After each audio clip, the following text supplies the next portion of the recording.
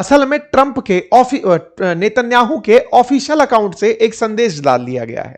संदेश यह डाला गया है, मैसेज यह किया गया है कि सुनो, जब हम लोग ईरान पर हमला कर रहे थे उस समय पर मैं सीक्रेटली यूएई गया था और वहां के राष्ट्रपति से मिलकर आया था। इनसे कोई पूछे, तुमसे पूछा किसी ने? क्यों बोल रहे हो इस बात को? आज का सबसे बड़ा सवाल यही है कि नेतन्याहू ने इस समय को क्यों चुना जब ट्रंप चाइना गए हुए हैं, आराम से सीज फायर चल रहा है, यूएई ने किसी से कुछ कहा नहीं, दोनों की कोई लड़ाई हुई नहीं। इजरायली प्रधानमंत्री ने यूएई के राष्ट्रपति से मिले, इस बात को ट्वीट पर डालना यह कहते हुए कि मैं सीक्रेटली मिला था। अरे ऐसा कैसा सीक्रेट जो तुमने पब्लिक खोल दिया? इसका मतलब कुछ तो बड़ा है। हेडलाइन बड़ी बन चुकी है। उन्होंने कहा मैं सीक्रेट विजिट पर गया था। यूएई क्या बोला? उसने कहा नहीं साहब, हमसे कोई मुलाकात नहीं हुई। मतलब ऐसा असमंजस कि एक देश का प्रधानमंत्री ऑफिशियल अनाउंसमेंट कर रहा है कि मैं यूएई गया था, उनके राष्ट्रपति से मिलकर आया था जब ईरान पर बम गोले फेंक रहे थे, और उस समय पर यूएई हाथ खड़ा कर कर कह रहा है कि नहीं, हमसे कोई नहीं मिला था। बड़ी विचित्र स्थिति है साहब। यूएई का डिनाय करना और नेतन्याहू का कहना, और वो भी उस समय जब बेचारे ट्रंप वहां बैठे हैं। मतलब ट्रंप इस समय नेतन्याहू को फोन पर कह भी नहीं पाएंगे कि अरे रुक जा भाई, कुछ तो बात आगे चलने दे। पहले बात शुरू हुई थी तब तुमने लेबनान पर गोले फेंक दिए थे, अब चाह क्या रहे हो?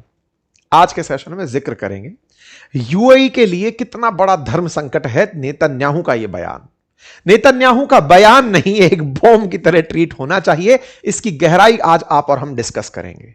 पूरे मुस्लिम वर्ल्ड में जहां नेतन्याहू बायकॉटेड हैं, वहां पर यूएई में पहुंच करके यहां से हमले करवाने की बातें निकल रही हैं। चर्चाओं को जानेंगे तो पता लगेगा कि आयरन बीम हो, आयरन डोम हो, और तो और यूएई की धरती इस्तेमाल करके इजराइल ने ईरान पर हमले किए थे। इतने सारे सीक्रेट अब क्यों खोले जा रहे हैं? क्या इजराइल नहीं चाहता कि समझौता हो? इस बात के मायने तलाशते हैं। बात क्या है कि मिडिल ईस्ट के अंदर एक अलग तरह का खेला हो गया है। यूएई ने जैसे ही यह दांव खेला कि मैं तो गया था और वहां पर राष्ट्रपति शेख मोहम्मद बिन जायद से मिलकर आया था। यह ट्वीट है इजराइल प्राइम मिनिस्टर के ऑफिशियल हैंडल से 13 मई का। 13 से 15 तारीख के लिए ही ट्रंप चाइना गए, मैं बार बार याद दिला रहा हूं। प्राइम मिनिस्टर ऑफिस स्टेटमेंट है, in the mist of operation roaring lion prime minister Netanyahu secretly visited the UAE where he met with UAE president Sheikh Mohammed bin Zayed. This visit has led a historic breakthrough in relationship between UAE and Israel. आपने बहुत तगड़ा काम किया। मैं तो पहले तो ये वो वाली बात है जैसे अपन किसी दोस्त से कहते हैं कि सुन मैं तेरे को एक बात बता रहा हूं, किसी को मत बताना। उसको तो आपने कह दिया किसी को मत बताना, और आपने जग जाहिर कर दिया। मतलब सीक्रेट भी बोल रहे हो और ओपन भी कर दे रहे हो। चाहते क्या हो? समझो ध्यान से। ये रहा यूएई। ये वो यूएई है जिसने इस पूरे युद्ध में, 2 महीने के युद्ध में, ईरान से, इजराइल से कहीं ज्यादा बम धमाके झेले हैं। इजराइल पर 1400 हमले हुए हैं तो इस पर 2900 हमले हुए हैं। आप जानकर आश्चर्य करेंगे कि ईरान ने निशाना ही यूएई को माना है कि लो बेटा तुमको फोड़ेंगे हम। यूएई की अर्थव्यवस्था पर बुरा असर पड़ा है। अबू धाबी, दुबई, इनके हाल खराब हो गए हैं। यहां पर बड़ी मात्रा में इन्वेस्टर फरार हो रखा है। बाजार $500 बिलियन का स्टॉक एक्सचेंज गिर चुका है। टूरिस्ट गायब है। इंफ्रास्ट्रक्चर खरीदने वालों की हालत खराब हो रही है कि यूएई का क्या होगा। ऐसे में इजराइल आता है, यह कहता है मैं तो इनके साथ था। मतलब कि और मारो। मतलब ईरान ने यूएई को अब तक जितना निशाना बनाया और बनाओ। भाई साहब सूचना तो यह भी निकाल रहे हैं कि यूएई पे गोले पड़े थे, लेकिन बताएं यूएई को बचाने वाले भी हम थे। बोले कैसे भाई, तुम कैसे बचाए? बोले हम अपना आयरन डोम, इजराइल ने आज तक अगर किसी देश को खुद के बाहर कहीं दिया है तो वो यूएई है। बोले यूएई को हम आयरन डोम दिए थे, आयरन बीम दिए थे जो हवा में उड़ते हुए उनके ड्रोन को निपटा रही थी। और उसी दौर में नेतन्याहू इजराइल से निकलकर यूएई गए हुए थे। भाई साहब ये बात बहुत तगड़ी है।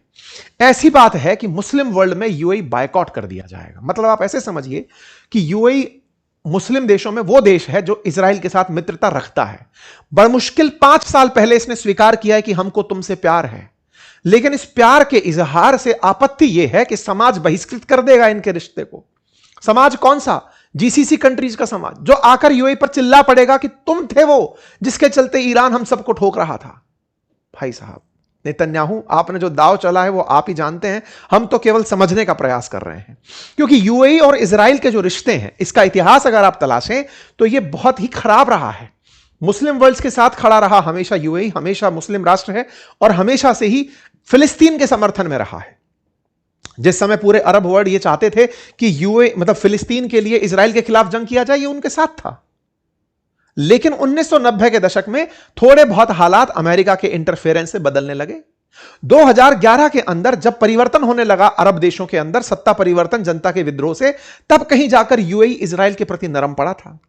2020 में अमेरिका की मध्यस्थता से, ट्रंप के चाहने पर अब्राहम अकॉर्ड हुआ पहली बार 2020 में, जब यूएई और इजराइल ने एक दूसरे के यहां पर दूतावास खोले। 6 साल पहले की बात है।